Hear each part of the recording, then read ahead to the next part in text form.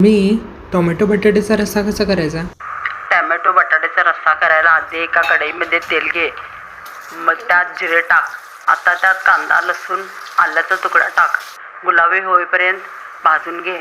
त्यात खोबऱ्याचा तुकडा टाक आणि कलर बदलत नाही तोपर्यंत भाजून घे. आता काय करायचं, हे सगळं गार झालं की मिक्सरच्या भांड्यात काढ.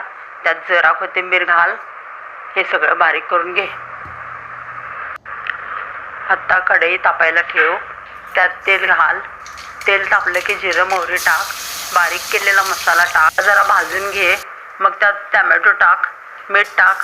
मीठ टाकलं की कसं टॅमॅटो लवकर शिजतात. आता मग तेल सुटलं की हळद, गरम मसाला आणि चटणी टाक आणि भाजून घे. गरम पाणी करून घे. मग ते मिक्सरच्या भांड्यात घाल.